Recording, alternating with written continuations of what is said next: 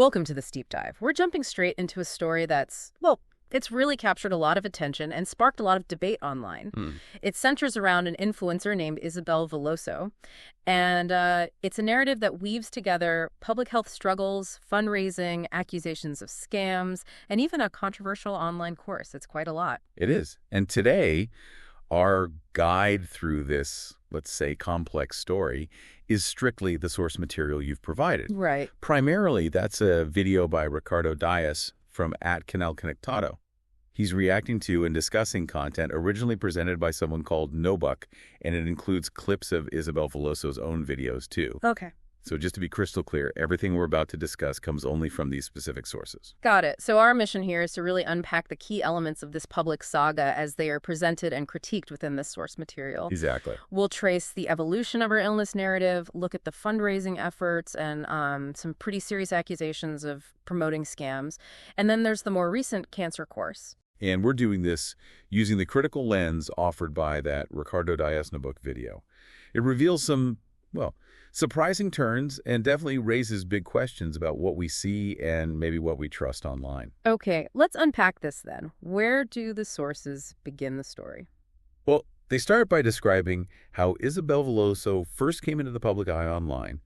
She presented herself as a young woman facing a terminal illness. And the way it's described in the source video, it wasn't vague, was it? It was specific, like a rare, aggressive type of cancer with a clear, limited time frame left to live. Exactly that. The sources really highlight the emotional power of this initial narrative. You know, there was tearful online content, appearances on podcasts where she reportedly talked about saying goodbye. Wow. It was a story that clearly resonated deeply, tapping into public compassion. And the sources note that the public's response was, well, incredibly supportive, right? Oh, absolutely. It led to widespread sharing of her story, messages of prayer, and significantly, a lot of donations through these fundraising campaigns, often called vaquinhas in the source context. People genuinely wanted to help someone facing, such a dire situation. They did.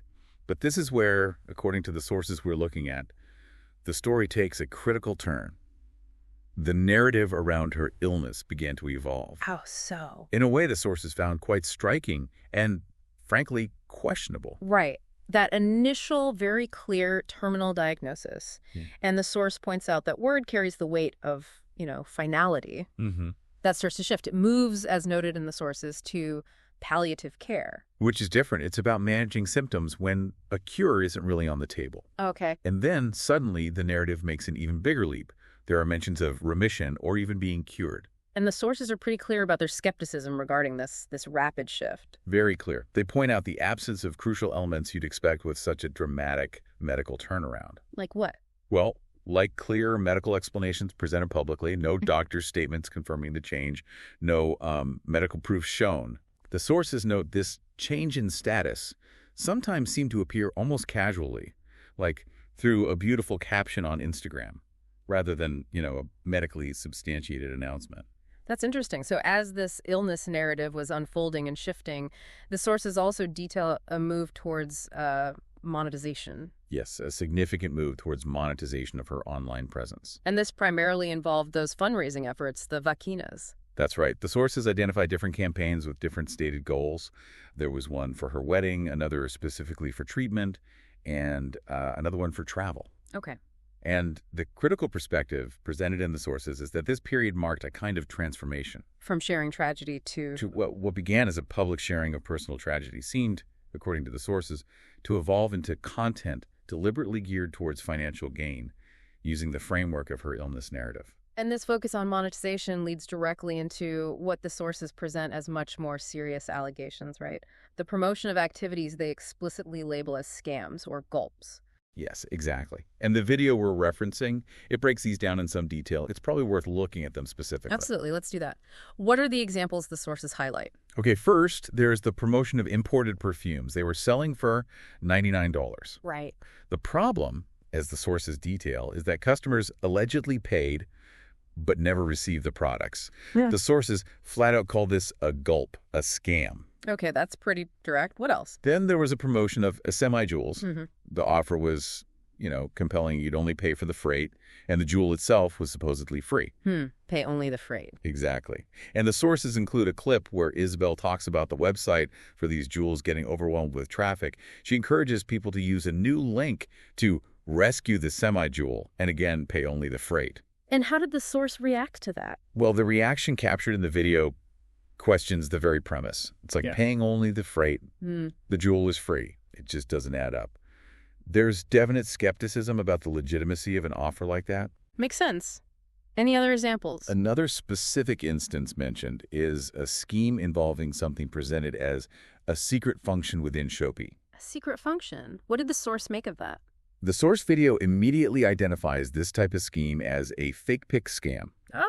And in the clip shown, Isabel attributes the contact and this secret function to a friend named Sabrina, who apparently lives abroad. Okay.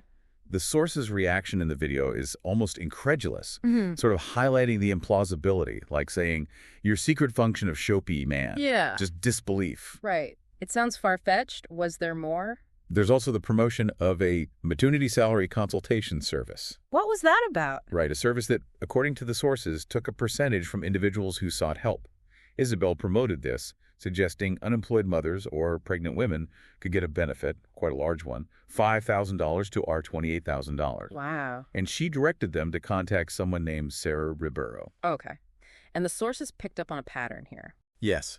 A pattern that the sources repeatedly point out in the video is how Isabel apparently responded when these controversies surfaced. Which was? They note a tendency to blame others, using phrases like, it wasn't me who had the contact, or claiming I didn't know about the nature of the promotions. So shifting responsibility. Exactly. That shift of responsibility is highlighted as a consistent behavior in the source's critique. Okay. So beyond the alleged scams and the shifting illness narrative, did the sources mention other activities that seemed maybe inconsistent? They did. Other activities that seemed, from their perspective, inconsistent with the public image of someone in a terminal state. Such as? A prime example is her wedding. The sources describe it not just as, a wedding, but as a lavish, luxurious party. Resembling something you'd see in a soap opera is the phrase used. A soap opera wedding. And were there specific details that caught the source's eye? Yes. The source video specifically mentions details that raised eyebrows, like an oxygen cylinder noted on the invitation. An oxygen cylinder on the invitation. Yeah, which the source suggests might have been for effect. And that's contrasted with reports mentioned in the video that she was seen dancing quite vigorously, even to the ground, at the event. That contrast. That apparent contrast between the public performance of illness, maybe, and the reported reality of the celebration is something the sources definitely dwell on. Okay. What else? Another point they raise is the surprise announcement of a pregnancy. While she was still supposedly in a terminal condition. That's how the sources frame it. They question the apparent contradiction here. Planning to bring a child into the world while publicly stating you expect to die soon.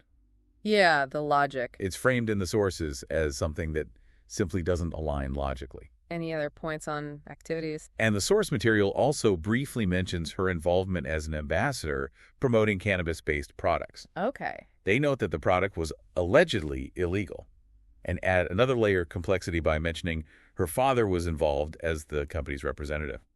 Right, okay, so quite a few different areas of controversy highlighted there, which brings us, I guess, to the most recent venture highlighted and critiqued in the source video, this online cancer course. Yes, the cancer course. And the sources immediately point out something key about this course. What's that? The content is specifically about colon cancer. Colon cancer, but isn't her diagnosis different? Exactly. Which is notable because, as the sources state, Isabel herself reportedly has Hodgkin's lymphoma, a type of blood cancer, quite different from colon cancer, which affects the digestive system.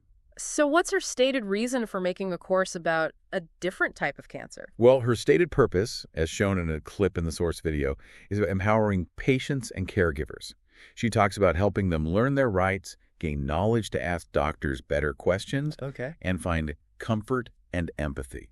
That's the pitch. But the source video is critical of this. Takes a very critical stance, yes. They view it fundamentally as another monetization strategy, leveraging her public association with illness.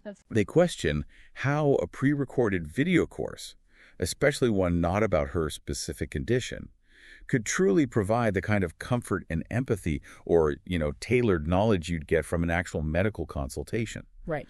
And the sources see her disclaimer about the course having served for me, despite the different cancer type, as essentially a justification to monetize knowledge about a disease she doesn't personally have, according to her own reports. So putting all these pieces together, the shifting narrative, the fundraising, the alleged scams, the core, what's the core argument the sources are making? Ultimately, the core argument presented by both Nobuk and Ricardo Dias in the source material isn't really about trying to diagnose her or question her medical condition itself. They're careful about that. Okay, so it's not about whether she's actually sick or not. Not primarily. It's about questioning her character and her actions as presented online. That's the focus. Right. Precisely. The source's central critique is that she, allegedly, manipulated public emotion, exploited the compassion directed towards her condition or the narrative surrounding it anyway for personal gain, for fame. And that she treated the public's trust poorly. Yes, that she treated the public's trust carelessly. And that pattern you mentioned earlier, disappearing, deleting posts, blaming others.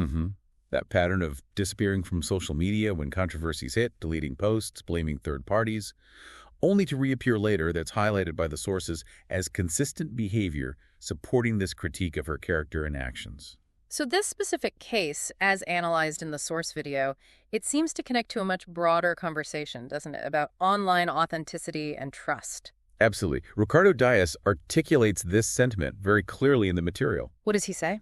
He states that because of cases like this one, he's personally become much more skeptical of online pleas for help.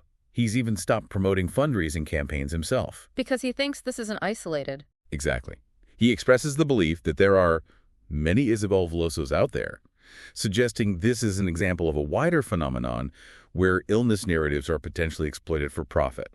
So the sources frame this case fundamentally as one of opportunism, using a story of tragedy for financial gain and fame, rather than being strictly about the illness itself. That's the core argument presented in the source material, yes.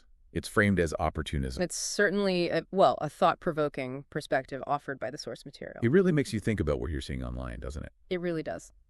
So, as we wrap up this deep dive, we've navigated the complex story presented in the Ricardo Dias Nobuk video, the dramatic shifts in Isabel Veloso's public illness narrative, the various fundraising efforts, those serious accusations of promoting alleged scams, and the controversial launch of that cancer course. And just to reiterate one last time, our entire discussion today was based strictly on the analysis and information provided within that specific source material. We haven't gone outside of it. Understood.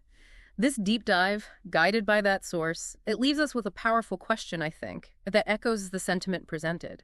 If even pain has become a strategy on social media, how far does the truth really go online? Yeah, and in a world saturated with personal narratives, how can we, as listeners and viewers, truly learn to discern between a genuine story of struggle and resilience and a potential case of calculated opportunism? It's a tough one. It is indeed. Thank you for taking this deep dive with us.